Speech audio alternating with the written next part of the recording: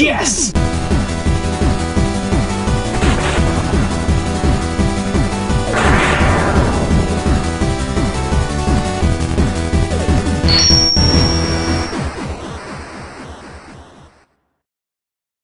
Megaman X3, still murdering almost 3 years later. Hello everyone, and welcome back to a brand new episode of The Completionist.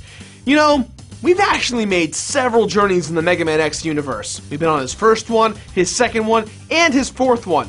But for me, I skipped the third one growing up, so I think it's time that we take a step back and really look at why I skipped the third quest known as Megaman X3.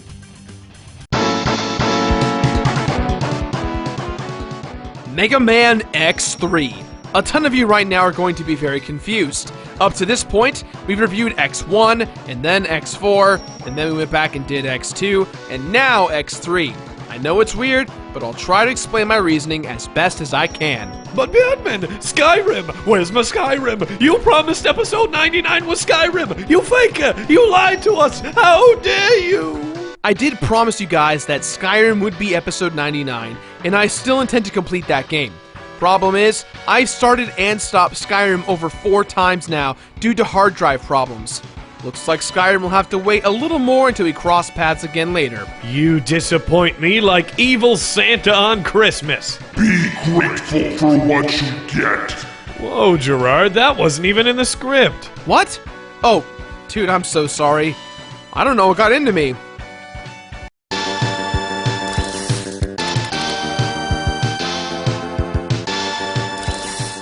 For the interest of time, we're not going to explain the first 2 Mega Man X games because, well, you should know them if you're watching the third in a series. But just in case, you can click these 2 videos to get caught up. For those of you who are lazy, here's some key words. The future. Robots are similar to humans in the way that they can think and feel. They're known as Reploids. Reploids that rebel against mankind are known as Mavericks. And there's an agency known as Maverick Hunters. The 2 Maverick Hunters that are the main characters in this game are known as Mega Man X and Zero.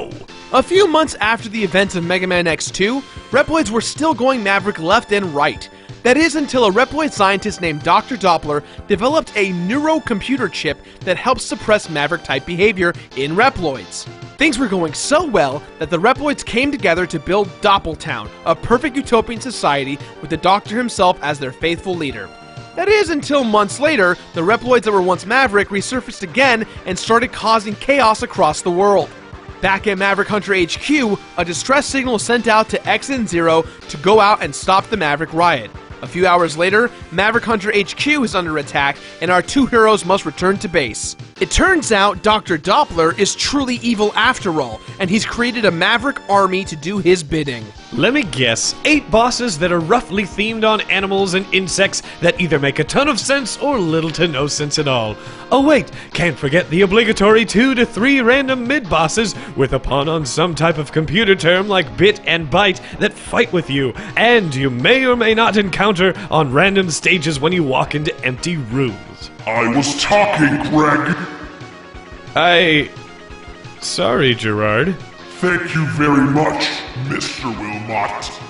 Sheesh, what's gotten into him?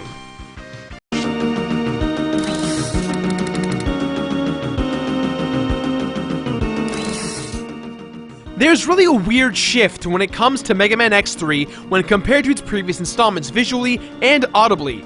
Mega Man X was impressive on every front. The music was instantly recognizable and iconic, the graphics were crazy when compared to the original Mega Man series, and the game played perfectly.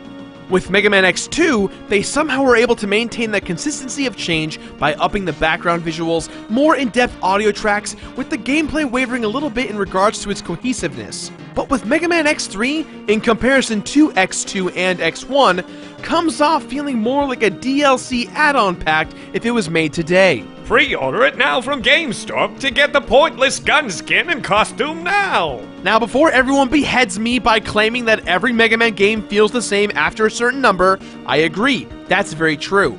But that's with the originals. With the X series, it always spoke to me, at least, as a tried and true game that always evolved with each installment of the series. Sure, the boss names got weird, but visually and aesthetically, they're all very impressive. and maybe I ruined my own appetite of X3 by playing Mega Man X4 first. Well, first off, why did you do that? Second, how is that possible? Honestly, I couldn't find a Mega Man X3 cartridge as a kid, and I kind of forgot about it. Later on, I picked up Mega Man X4, and I immediately fell in love with the series again. I would go on to purchase the Mega Man X Collection series, where it was there that I played Mega Man X3 for the first time. And in a way, Mega Man X4's boss designs come directly from X3, but they did it better, so I'm not that bummed.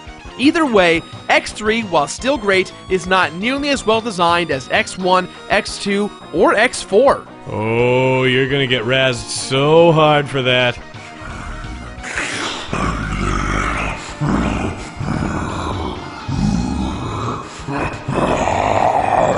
What in the blue hell is going on with you? Is there only Zool inside of you?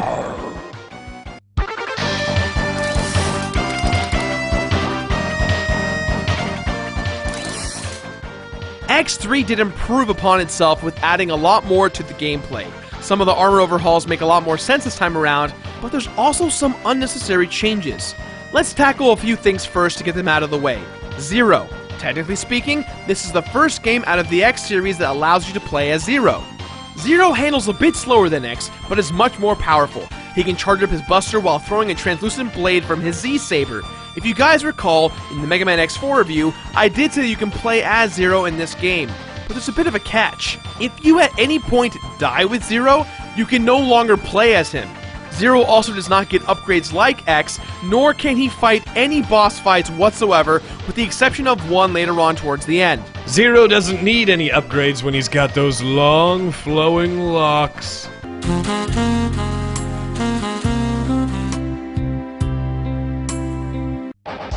Of course, making their returns in X3 are the heart tanks, sub-tanks, and armor pieces, but we have a few new additions to the family that are both good and bad. Let's start with the good. Multiple gigantic robot armors. Capcom upped the ante with having different robot armors that have different qualities. There's the frog armor that's designed just for water atmospheres, the hawk armor, which specializes in shooting missiles and flying. And what's pretty rad about these armors is that there are armor stations now in each stage where you can quick swap to them. Now for the bad things I really dislike, the armor upgrades. Now, before you all freak out, I love that the X series has taken on the role of making great armor power-ups. For the feet, in X2 we got the air dash, and in X3 you can now air dash straight up.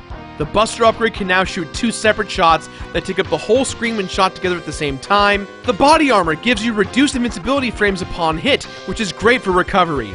And the helmet will give you a map before the start of each level, giving you hints as to where the heart tanks, sub-tanks, armor robot suits, armor pieces, and armor chips are. Wait, armor chips? That's the thing I really dislike, armor chips. There are pinkish-purple Doctor-like capsules that grant extraordinary powers to one part of X's armor pieces. You can only use one of them if you get them. These range from benefits such as shooting charged shots without charging, instantly regaining health without doing a damn thing. You can even air dash twice in a row. Why is that so bad? It sounds awesome! It really makes you second guess your one-time only decision. You trade off having only one upgraded piece of armor that's already upgraded. In the later ports of this game, you can swap these chips out as you use them, but in the Super Nintendo version, which is the one we're playing right now, it's a one-time kind of deal. Completionist bonus will go on to explain a lot more, Greg. You'll see. Gotcha. The overall difficulty is pretty tough for new players of X3. I feel that X1 and X2 have fairly well-designed levels, enemies, and bosses that are designed to show you how to play the game. But the difficulty spike goes up and down constantly in X3, especially towards the end of the game. I mean, Vile makes an appearance. Come on, Gerard, spoilers! What? Halfway through the story, he shows up, and you have no choice but to avoid him at that point. But he's also a secret boss that you'll need to kill eventually, so... Alright, Gerard. I don't know what's gotten into you, but this isn't you! You usually give our audience a spoiler annotation without giving stuff away, and I've had it up to here with you!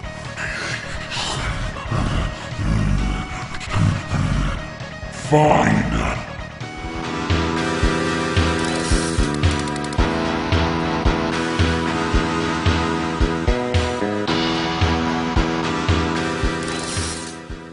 It's time for the traditional Mega Man X reveal. I'll give you one guess who's actually behind everything. It's Sigma. He's back with some virus that infected Doppler, and that's why Doppler is evil, and he's been rebuilding a body for Sigma. Yes, that's it, Greg. Very well done. This is all super predictable, man, and this is just going off of X1 and 2. Unfortunately, after X4, this type of plot gets recycled quite a bit, considering that Capcom went on to make these without Inafune attached after Mega Man X5, and they get even weirder from here. That seems too easy for the end of an X game. Nothing bad happens to Zero? I'd imagine that's a possibility. Well, let's go the clue route and get the completionist bonus underway. Oh, I'm gonna be Colonel Mustard. And I'll be Tim Curry. From it.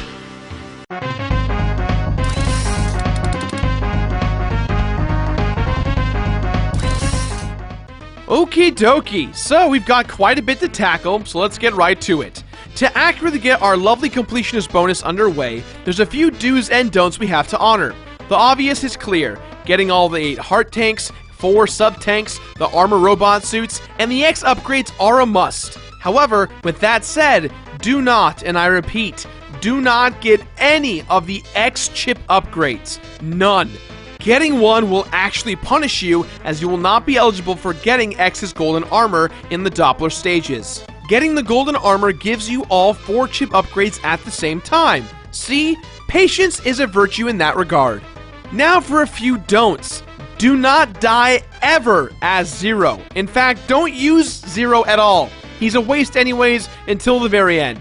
Second, as you explore on in the early levels, you'll find a hidden capsule that will take you to a secret boss fight with Vile.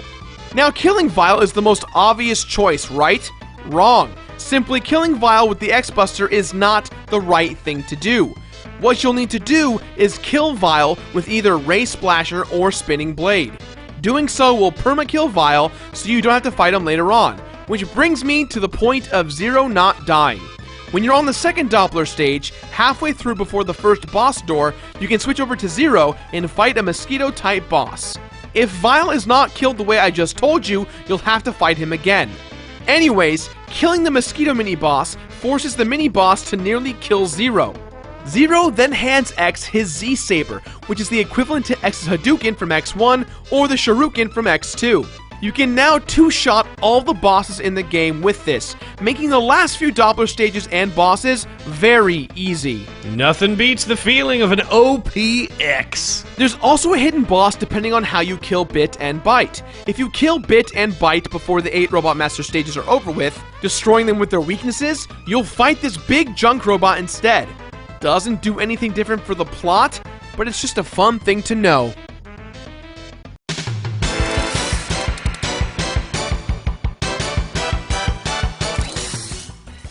This game fluctuates from being very hard to very easy to kind of back and forth. Familiar X fans will probably have no problem besting this game. I admit, for me being pretty well versed in the X series, this is definitely my weakest X and I struggled a little bit. But with a little practice and elbow grease, it's pretty easy. When it comes down to it, X3 in my opinion is the weakest in the original X trilogy. While it is superior than the likes of the later X games like X6 and 7, it doesn't quite have the progressive feeling that we got from X1 and X2. Let me guess, Gerard, you're gonna say finish it or complete it or finna-peat it? You always do. You may be fair on your reviews, but you love games way too much. Oh, quite the opposite, Greg. I think this game should Burn in hell. Wait. What? This game should come burn in hell with me, where all the games eventually go. What say you, Greg? Will you join us? Join us? Who are you? You know what, Gerard? I'm out. I'm leaving. I'm done. I'm out of here. Walking away now. Go! See if we care. Do you know who we are? We are the Completionist. Us. That's who. Come on, man. What's the deal? What are you doing? Why are you being so mean to me? You've never been like this before. What's wrong? You underestimated our power.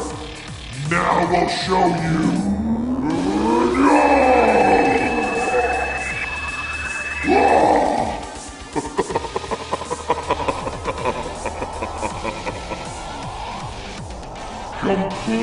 kid!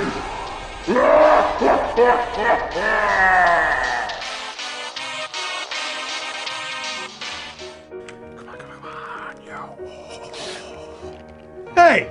That was mean! Why did you do that to me? You've never done anything like that before! Nah, man. That ain't me. That's a demon. Demon Gerard. Demon Gerard? Wait. What's the last thing you remember?